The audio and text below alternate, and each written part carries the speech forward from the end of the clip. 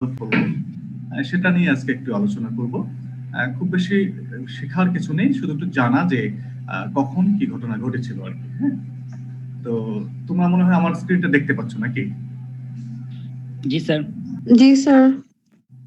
দেখতে পাচ্ছ যে growth and development of agricultural extension in Bangladesh, এবং এটাই আজকে আমার তোমাদের সাথে লাস্ট ক্লাস হবে এবং খুব তাড়াতাড়ি শেষ হয়ে যাবে, সমস্যা নেই। আচ্ছা, এর তার আগে একটু কথা বলে নিই। তোমরা যে 4 সেকশনের 4 জন সিআর আছো, আমি সম্ভবত সিএম কে চিনি এবং আরো 3 জন আছো। তোমরা একটু কষ্ট করে যে কারো মেল থেকে আমাকে একটা মেল দিবা 4 জনের ইমেল অ্যাড্রেস দিয়ে। তো আমি যাতে করে ওই ইমেল অ্যাড্রেসে তোমাদের যে ক্লাস নোটস গুলো আছে সেগুলো পাঠিয়ে দেবো। স্যার 4 জনকে কি মেল দিতে হবে নাকি একজন দিলেই হবে? 4 জনের ইমেলটা একসাথে করে দিলেই হবে। আচ্ছা ঠিক আছে।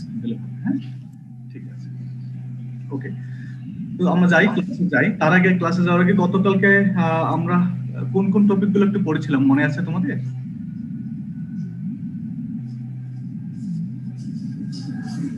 কি পড়েছিলাম গতকালকে? Objectives of scope of agriculture extension. Objective of extension পড়েছিলাম, দেন আমরা পড়েছিলাম স্কোপ অফ এক্সটেনশন, আর আরেকটা পড়েছিলাম Agriculture extension service in Bangladesh.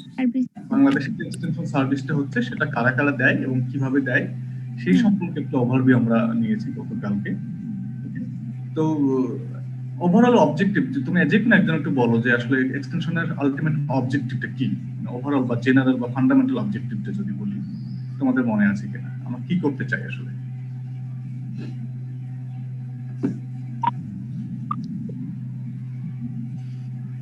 আচ্ছা, কি ছিল যে আমরা ইকোনমিক্যালি, সোশিয়ালি, কালচারালি ডেভেলপ করা, এডুকেশনের মাধ্যমে তাদের মধ্যে ভালো ইন্টারেকশন তৈরি করা। ওকে, থ্যাংক ইউ অর্নিকা। অর্নিকা, তুমি বলে দিয়েছো অলরেডি ফান্ডামেন্টাল যেটা, যে আমরা আমাদের ফার্মিং কমিউনিটি যেটা আছে তাদেরকে আমরা economically, socially and culturally develop করতে চাই, না? এটা হচ্ছে আলটিমেট কাজ, এবং এটা অনেকটা প্রসেসের মাধ্যমে যায়। যাই হোক, আমি ওদিকে না যাই। কয়েকটা স্কোপের কথা তোমাদের বলেছিলাম, মোটামুটি 9টা স্কোপ এক্সটেনশন আছে, এর বাইরে অনেকগুলো আছে, আমরা সেগুলো একটু জেনেছি। তো যাই হোক, আজকে আমরা যে ক্লাসটা একটু যাই তাহলে, যে বাংলাদেশে এক্সটেনশন বা কিভাবে হলো। তো আমাদেরকে যদি আমরা বাংলাদেশের অরিজিনকে চিন্তা করি, ব্রিটিশ পিরিয়ডে যেমন কি ছিল, ব্রিটিশ পিরিয়ডে মোটামুটি পুরো ইন্ডিয়া, পাকিস্তান, বাংলাদেশ একটা কন্টিনেন্ট ছিল, না? একটা কান্ট্রি ছিল, যেটা এখানে ব্রিটিশ পিরিয়ডের কথা বলছি আমি। এরপরে যেটা হলো যে আমাদের ব্রিটিশ 1947 সালে যখন দেশ ভাগ হয়ে গেল, তখন আমরা নাম পেলাম হচ্ছে ইস্ট পাকিস্তান, তাই তো? পাকিস্তান এবং ইন্ডিয়া দুটি আলাদা কান্ট্রি হয়ে গেল। এবং সেই পিরিয়ডে কি ঘটেছিল, একই সাথে 1971 সালে তোমরা জানো আমাদের যে মুক্তিযুদ্ধ হয়েছিল। এরপরে যে আমরা বাংলাদেশকে পাই, সে বাংলাদেশে কিভাবে এক্সটেনশনটা বা এগ্রিকালচারটা ডেভেলপ করলো, এই তিনটি ফেজে। বলো স্যার, সরি একটু কথা বললাম স্যার, অনেকে ক্লাসে ঢুকতে পারছে না স্যার। আমার অনেক ফ্রেন্ড আমাকে মেসেজ দিচ্ছে যে একটু স্যারকে বলো, মানে অনেকে 10 বারেরও বেশি ট্রাই করছে স্যার, কিন্তু ঢুকতে পারছে না ক্লাসে। কেন এমনটি হলো বলো তো? এটা তো বুঝলাম না।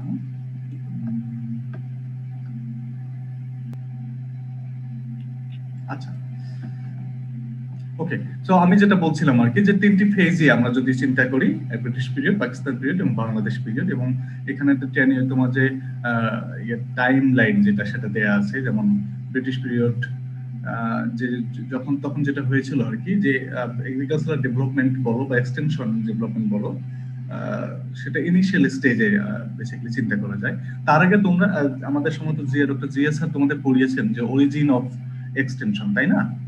পড়িয়েছেন তোমাদেরকে কোথায় এক্সটেনশনটা শুরু হয়েছিল বেসিক্যালি, তুমি জানো কিনা? জানো? স্যার আমেরিকাতে। স্যার কি পড়াইছেন কিনা অরিজিন অফ এক্সটেনশন? কি পড়াইছেন স্যার তোমাদের সিলেবাস আছে কিনা? আমি তো যাই হোক, আমি একটু তাহলে শর্ট মানে ওভারভিউ দেই কিরকম, যে আসলে ইনফ্যাক্ট এক্সটেনশন মানে এক্সটেনশন, এগ্রিকালচারাল এক্সটেনশন, এই টার্মটা বা এই সার্ভিসটা আসলে কোথা থেকে শুরু হয়েছে সেটা এখন একটা ডিবেটেবল বিষয়। ওকে, কেউ ধারণা করে প্রায় 2000 বছর আগে চায়নায় প্রথম শুরু হয়েছিল এক্সটেনশনের সার্ভিসটা। হ্যাঁ, আর তোমরা যে মানে কি বলে মডার্ন যে এক্সটেনশনের কথা, সেটা বেসিক্যালি ইউনিভার্সিটি অফ ক্যামব্রিজ, হ্যাঁ, সেটা মোটামুটি ইউনিভার্সিটি এক্সটেনশন নাম দিয়ে তাদের সার্ভিসটা চালু করেছিল আর কি। তো ইউনিভার্সিটি এক্সটেনশন জিনিসটা কি, সেটা হচ্ছে যে তোমার ধরো যে ইউনিভার্সিটির মধ্যে যে অ্যাক্টিভিটিস গুলো হয়, যে পড়াশোনা হয়, যে নলেজ ডেভেলপমেন্টটা হয়, সেই নলেজ ডেভেলপমেন্টটা শুধু ইউনিভার্সিটি স্টুডেন্ট বা যারা আছে স্টেকহোল্ডার তাদের মধ্যে না রেখে সেটাকে ইউনিভার্সিটির আশেপাশে এলাকায় কিভাবে সেই নলেজটা ট্রান্সফার করা যায়, এই কনসেপ্ট থেকেই বেসিক্যালি ইউনিভার্সিটি এক্সটেনশন এই টার্মটা চালু হয়। এবং জেমস স্টুয়ার্ট নামে একজন প্রফেসর বেসিক্যালি ক্যামব্রিজ ইম্পেরিয়াল কলেজে, তো ওনাকে ধরা হয় মডার্ন এগ্রিকালচার এক্সটেনশনের ফাদার বলা হয় সাধারণত, বুঝতে পারছো? তো এটা মোটামুটি কত হয়, সম্ভবত 1874 এরকম একটা সময়, আমি এক্সাক্ট টাইমটা মনে নেই। ওকে, যাই হোক, সেই পার্সপেক্টিভ থেকে আজকের এই মডার্ন এক্সটেনশনটা আমরা মানে চালিয়ে নিচ্ছি আর কি। ওকে, তারপরে এখনো এর আসলে অরিজিনটা কোথায় সেটাও বলা ডিফিকাল্ট। যেমন আমরা যদি বলি যে এগ্রিকালচারের শুরুটা মানে কবে থেকে শুরু হয়েছে, সেটা কিন্তু বলা কঠিন। হ্যাঁ, আমরা জানি একজন মহিলাদের হাত ধরে, ফিমেল যারা আছেন তাদের হাত ধরে বেসিক্যালি এগ্রিকালচারটা শুরু হয়, কিন্তু কবে শুরু হয়, কোথায় শুরু হয়, সেটা কিন্তু অনেকটা আমরা ভেগের মধ্যে আছি, যে আসলে জানি না। যাই হোক, এক্সটেনশনটা অনেকটা এরকমই। তো যাই হোক, মডার্ন এক্সটেনশনটা বেসিক্যালি এটা মানে ইউনিভার্সিটি এক্সটেনশন এই ধারণা থেকেই। স্যার এটা মেইনলি আইরিশ ফেমাইন থেকে শুরু হয়েছে না স্যার, এগ্রিকালচার এক্সটেনশনের কনসেপ্টটা? এই যে এটাও একটা ডিবেটের বিষয়। আইরিশ ফেমিন হয়েছিল সম্ভবত 1847 দিকে আর কি। তো হ্যাঁ, এই সময় শুরু হয়। তো যেটা হয় আইরিশ ফেমিনে, তোমরা জানো যে পটেটো, আয়ারল্যান্ডে পটেটো খুব মানে বেশি হতো। তো হঠাৎ করে একটা সেখানে ডিজিজ হওয়ার কারণে সেখানে মানে ক্রপ লস বা ফেইলিওর হওয়া শুরু করে, এবং যেটাকে বলা হয় যে গ্রেট আইরিশ ফেমিন। তো গ্রেট আইরিশ ফেমিনের সময় যেটা হয় যে ইউকে থেকে ইউকে গভর্নমেন্ট কিছু ইনস্ট্রাক্টর পাঠান আয়ারল্যান্ডে। তো তোমরা জানো, তার আগে বলা ইউকে বলতে আমরা কি বুঝি, তোমরা কি জানো কিনা? United kingdom. ইউনাইটেড কিংডম কাকে বলবো? যুক্তরাজ্য, ইংল্যান্ডকে। ইয়েস, ইংল্যান্ড, আয়ারল্যান্ড, তারপর ওয়েলস, স্কটল্যান্ড আর ওয়েলস, রাইট। এই চারটা। আমরা কিন্তু কিছুদিন আগে আমারও কনফিউশন ছিল যে ইউকে বলতে শুধু আমরা ইংল্যান্ডকে বোঝাইতাম, কিন্তু আমি মনে করি তোমাদের মধ্যে অনেকেই হয়তো আছো যে ইউকে বলতে শুধু ইংল্যান্ডকে বোঝায়, তা কিন্তু নয়। ইউকে মানে হচ্ছে তোমার চারটা দেশকে একসাথে আমরা বলি ইউকে, ইউনাইটেড কিংডম। আর ইংল্যান্ড ডিফারেন্ট, ইংল্যান্ড এই ইউকে এর মধ্যে একটা কান্ট্রি। হ্যাঁ, এটা একটু জানার বিষয়। যাই হোক, তো আইরিশ ফেমিনের সময় ইংল্যান্ড মানে তোমার ইউকে গভর্নমেন্ট যেটা করেছিল যে কিছু ইনস্ট্রাক্টর পাঠিয়েছিল মানে ফার্ম লেভেলে, যে যেহেতু পটেটো ক্রপটা ফেল করছে, সেক্ষেত্রে অল্টারনেটিভ ক্রপ কি করা যায় সেটা ইনস্ট্রাকশন বা সেটা প্র্যাকটিস মোটামুটি। হ্যাঁ, এটা একটা এক্সটেনশন প্রসেসের মধ্যেই ছিল আর কি। তো এটা এখান থেকেও এক্সটেনশনের কনসেপ্ট আসে, এবং এরপরে তোমার জার্মান গভর্নমেন্ট এটাকে এই কনসেপ্টটাকে টার্গেট করে যে এটা ভালো কনসেপ্ট, ওখান থেকে যাবে। তারপরেও কিন্তু ওইটাই যে একমাত্র শুরু, এটা কিন্তু আমরা বলতে পারি না। হ্যাঁ, তা আমরা প্রায় 2000 বছর আগে চায়নায় যেটা হতো আর কি, চায়নাতে নাকি এক্সটেনশন ইভেন পলিসি পর্যন্ত ছিল আর কি। তো এটা একটু বলা কঠিন। ওকে, তো যাই হোক, কিছু মোটা দাগে কিছু জিনিস আমাদের মনে রাখা দরকার, যেমন আইরিশ ফেমিন একটা মাইল ফলো করতে পারে, ইউনিভার্সিটি এক্সটেনশন একটা মাইল ফলো করতে পারে এক্সটেনশন। ওকে, তো যাই হোক, এখন ইন্ডিয়ান সাবকন্টিনেন্ট বা আমরা যদি বাংলাদেশের কথা চিন্তা করি, এই তিনটি ফেজে মোটামুটি আমরা বলতে পারি যে এক্সটেনশন বা ডেভেলপমেন্টটা হয়েছে। তো ব্রিটিশ পিরিয়ডে ইনিশিয়াল স্টেজ চিন্তা করা যায়। পাকিস্তান পিরিয়ডে আমরা বলি ট্রায়াল এন্ড ইরোর স্টেজ, 1950 থেকে 70 পর্যন্ত। ট্রায়াল এন্ড ইরোর স্টেজ কি, যে সেখানে মানে অনেকটা কি এক্সপেরিমেন্ট করা হয়েছে, যে একটা ডিপার্টমেন্ট তৈরি করা হয়েছে, সেই ডিপার্টমেন্টের সাথে আর কিছু ডিপার্টমেন্ট অ্যাড করা হয়েছে। পরবর্তীতে দেখা যাচ্ছে যে না, একসাথে রাখলে কাজের পরিধি খুব বেড়ে যাওয়াতে মিসম্যানেজমেন্ট হয়ে যাচ্ছে। তখন কি হচ্ছে, সেটাকে আমরা ফ্র্যাগমেন্ট করে দিচ্ছি, ডিপার্টমেন্ট গুলোকে আলাদা করে দিচ্ছি আমরা। হ্যাঁ, এটা হচ্ছে ফ্র্যাগমেন্টেশন স্টেজ। এবং ফাইনালি বাংলাদেশ পিরিয়ড 1971 এর পরে মোটামুটি আমরা বলি যে ইউনিফিকেশন স্টেজ বা এবং স্টেবিলাইজেশন স্টেজ, অর্থাৎ আমরা এক্সটেনশনটাকে একটা ইউনিক ডিপার্টমেন্টে চিন্তা করতে পেরেছি বা ডেভেলপ করতে পেরেছি, এবং সেটা একটা স্টেবল ফর্মে। এবং আজকের যে ডিএই কথা আমরা বলি, ডিপার্টমেন্ট অফ এগ্রিকালচার এক্সটেনশন, সেটা কিন্তু বাংলাদেশ পিরিয়ডে হয়েছিল। তো যাই হোক, ব্রিটিশ পিরিয়ড যদি চিন্তা করি, কিছু কিছু ইম্পর্টেন্ট ইভেন্ট হয়েছিল এবং সেটা ইয়ারটা এবং কে কার কার সময় হয়েছিল সেটা আমি এখানে দেখিয়েছি। দেখো, যে 1820 থেকে শুরু করে অ্যাগ্রো হর্টিকালচার সোসাইটি করেছিলেন উইলিয়াম কেরি। তোমরা হয়তো বা এনাদের নাম শুনে থাকবা। এনারা হচ্ছে ব্রিটিশ বিভিন্ন একটা ধর্মপ্রচারক ছিলেন, তারপরে অনেকে গভর্নর জেনারেল ছিলেন, মানে উইলিয়াম কেরি, লর্ড লরেন্স। তো 1820 সালে এই অ্যাগ্রো হর্টিকালচার সোসাইটি একটা প্রতিষ্ঠা করেন উইলিয়াম কেরি এবং লর্ড লরেন্স।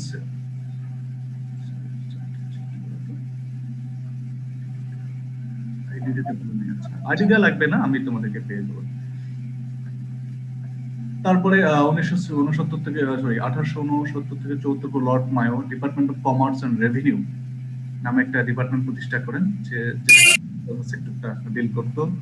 দেন Lord Lytton Indian famine codes develop করছে। Then Lord Ripon. আচ্ছা, এগুলো আসলে আমার পড়ার দরকার নেই, তোমরা নিজে পড়লেই আসলে বুঝতে পারবা।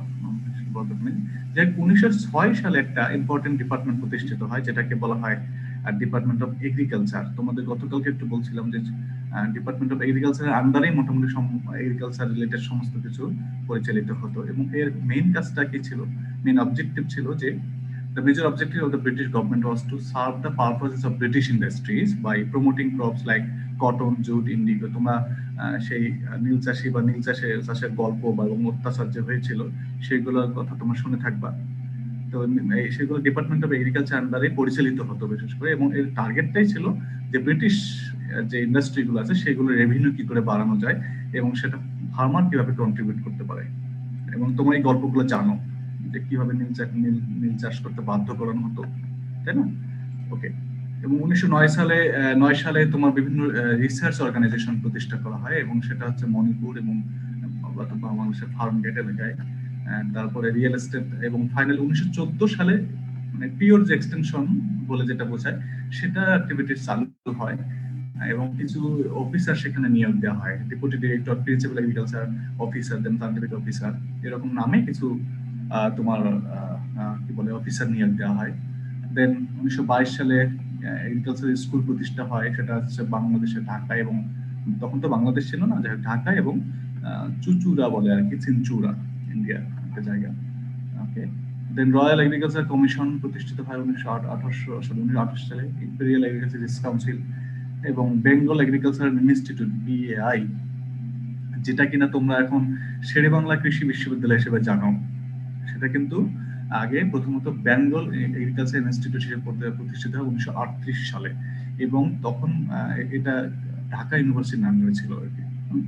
দেন 1939 সালে জুট রেগুলেশন ডিপার্টমেন্ট নামে একটা ডিপার্টমেন্ট চালু হয়, সেটা তৎকালীন ব্রিটিশ পিরিয়ডে। এবং বেঙ্গল এগ্রিকালচার ইনস্টিটিউটটা প্রতিষ্ঠা করেন কিন্তু তোমরা জানো যে শেরেবাংলাকে ফজলুল হক।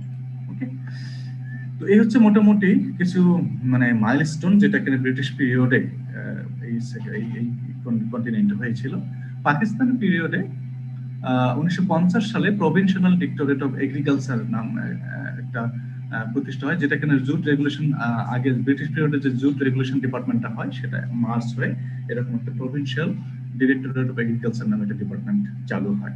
এবং একই সাথে পাকিস্তান পিরিয়ডে ইম্পর্টেন্ট কতগুলো প্রতিষ্ঠান হয়, একটা হচ্ছে তোমার আমাদের BAU, তোমরা জানো 1961 সালে। ওকে। দেন আমরা বলি তখন তৎকালীন ছিল EPAR, আমরা এখন যেটাকে বলছি বার্ড, কুমিল্লায় যেটা বাংলাদেশ একাডেমি ফর ডেভেলপমেন্ট, সেটা হয় প্রতিষ্ঠিত, এবং ADC যেটা সেটা হয় 1961 সালে পাকিস্তান পিরিয়ডে প্রতিষ্ঠিত হয়। এছাড়া 1970 সালে যেটা হয় ডিভিশন অফ DOA মানে ডিপার্টমেন্ট অফ এগ্রিকালচার, যেটা 1906 সালে ব্রিটিশ পিরিয়ডে হয়েছিল, সেটা আন্ডারে কতগুলো ডিভিশন চালু হয়। সেই ডিভিশন গুলো হচ্ছে এরকম যে ডিরেক্টরেট অফ এগ্রিকালচার, দেন তোমার এটাকে বলছে extension and management, then education and research, তারপরে তোমার জুট প্রোডাকশন, প্লান্ট প্রোটেকশন। এই যে আমি গতকালকে এই বিষয়গুলো তুমি দেখিয়েছিলাম, এই ডিভিশন গুলো তোমার ডিপার্টমেন্ট অফ এগ্রিকালচার যেটা হয় তার আন্ডারে আর কি প্রতিষ্ঠিত হয়। ওকে।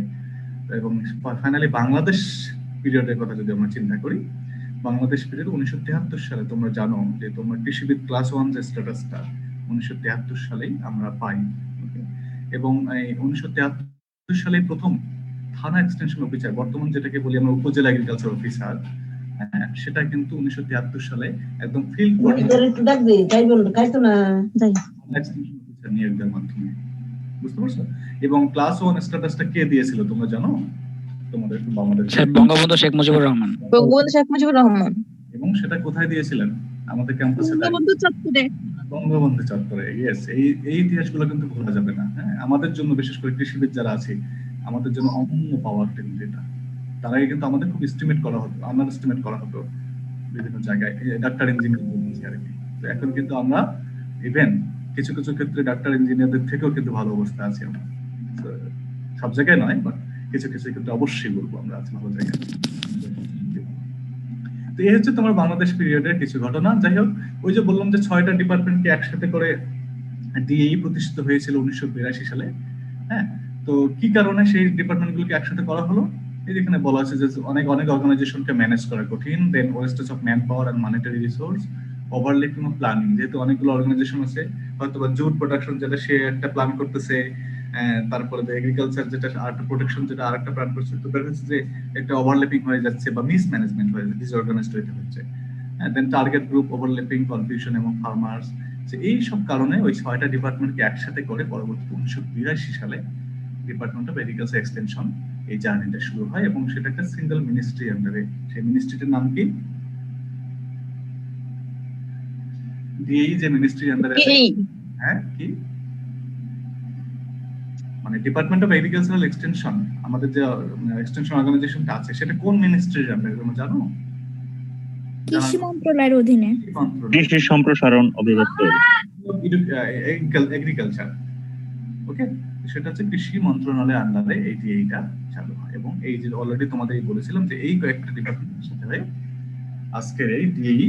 এবং গতকালকে আমি অলরেডি বলেছি যে ডিএই এর হেডকোয়ার্টার থেকে শুরু করে ফিল্ড পর্যায়ে কারা আছে, কিভাবে কাজগুলো হয় সেগুলো তোমাদের বলেছি। ওকে, তো এই হচ্ছে মোটামুটি যদি একটু শর্টলি আমরা চিন্তা করি যে কিভাবে বাংলাদেশে বা তৎকালীন ব্রিটিশ টাইমে বাংলাদেশ বা পাকিস্তান পিরিয়ডে কিভাবে এগ্রিকালচার যে ডেভেলপমেন্ট, এগ্রিকালচার এক্সটেনশন ডেভেলপমেন্টটা হলো, সেটা একটা ওভারভিউ তোমাদের দিলাম।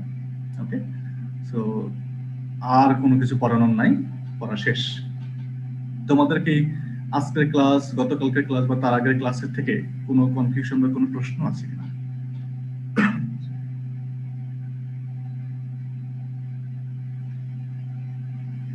Okay sir,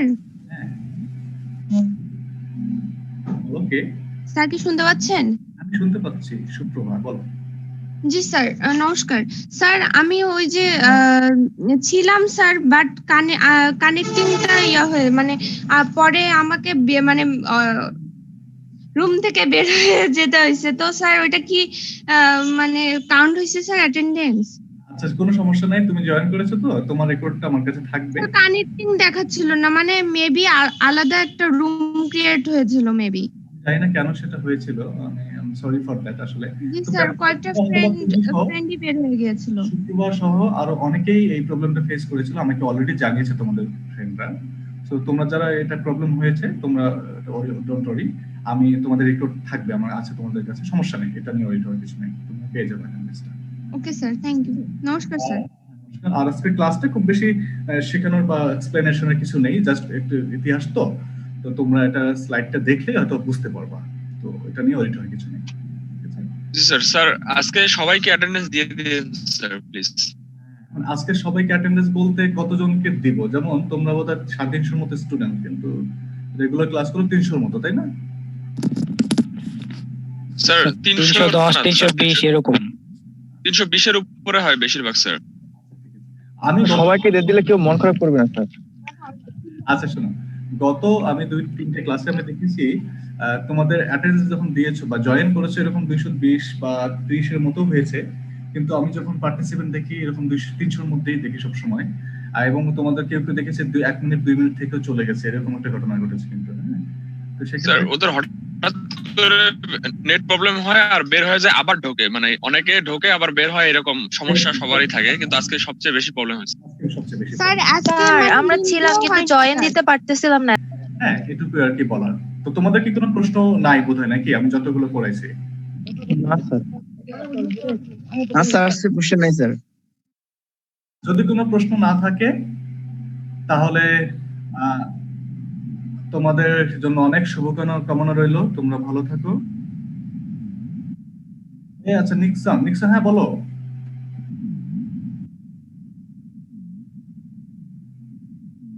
right, yes yes yes, thank you Nixon.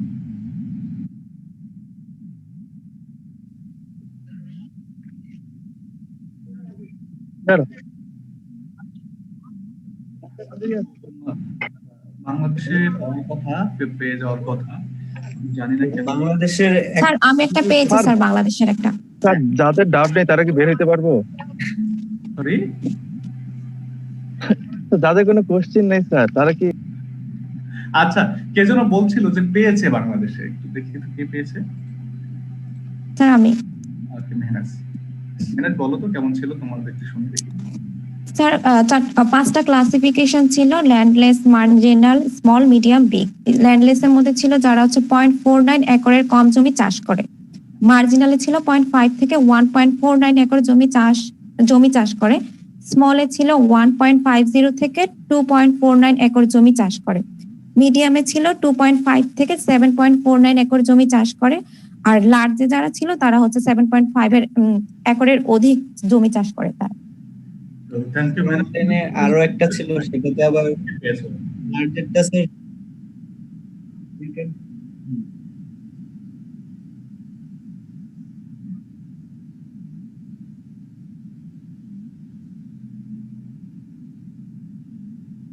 মানে ঠিক আছে, ল্যান্ডলেসের ক্যাটাগরি। ইয়েস,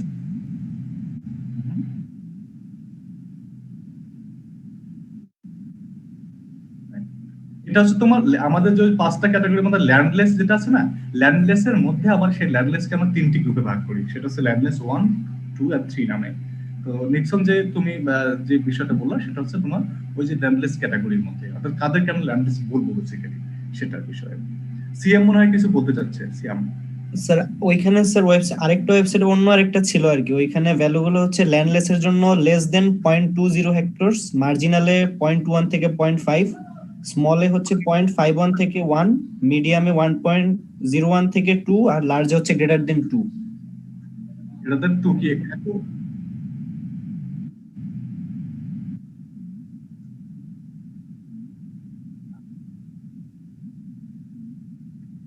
স্যার আমি স্যার আরেকটা পাচ্ছিলাম স্যার, সেটাতে স্যার মানে ভ্যালুগুলো আরো বেশি স্যার। সেখানে স্যার মানে মার্জিনালি বলা আছে লেস দেন 1, স্মলে 1 থেকে 2 হেক্টর, মিডিয়ামে 4 to 10 হেক্টর, লার্জে 10 হেক্টর এন্ড অ্যাবভ। এটা একদম, এটা হওয়ার কথা না, এটা অনেক বেশি বলে। স্যার ওটা হেক্টরে ছিল, আমি যেটা বলছি ওটা একরে ছিল। ইউনিটটা আবার চেঞ্জ হয়। আচ্ছা ঠিক আছে, একটু তোমরা দাঁড়াও। আর কেউ কোনো পেয়েছো কিনা একটু বলো, বলতে থাকো, আমি একটু তোমাদেরকে একটু দেখাই। হ্যাঁ।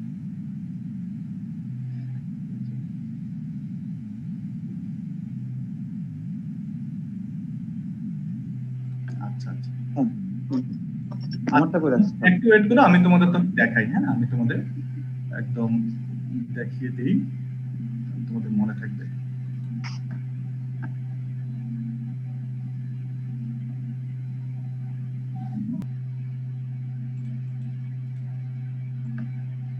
আচ্ছা, আমি স্ক্রিনটা শেয়ার করি, সমস্যা নেই। আচ্ছা, তোমরা আমার টেবিলটা দেখতে পাচ্ছ বোধহয়, না? No, জি, স্যার। স্যার। আচ্ছা, এখানে দেখো যে ফার্ম সাইজ যে বিষয়টা আছে, তোমার আমরা যদি হেক্টরে চিন্তা করি, হেক্টরে দেখো মার্জিনাল, স্মল, মিডিয়াম এবং লার্জ 4টা দেখানো হয়েছে, এবং মার্জিনালের নিচে যেগুলো সেগুলোকে সাধারণত দেখো। মার্জিনাল হচ্ছে 0.02 থেকে 0.2 হেক্টর যদি কারো এরিয়া থাকে তখন তাকে বলছে আমরা মার্জিনাল। দেন স্মল হচ্ছে 0.21 থেকে 1 হেক্টর যদি কারো জমি থাকে সেটাকে আমরা স্মল বলবো। দেন আপ টু 3 হেক্টর যদি কারো থাকে, 1 থেকে আপ টু 3, দেন মিডিয়াম, এবং অ্যাবভ 3 সেটাকে আমরা লার্জ ফার্মার বলি। এবং অ্যাকর্ডিং টু ডিএই এটা বাংলাদেশে আর কি কি বলে তোমার যারা ফার্মার আছে তাদের ক্যাটাগরি। এবং এখানে ল্যান্ডলেস ক্যাটাগরিটা দেয়া নেই, ল্যান্ডলেসটা হচ্ছে তোমার এর থেকে 0.02 থেকে নিচে যদি কারো জমি থাকে বা যদি না থাকে তখন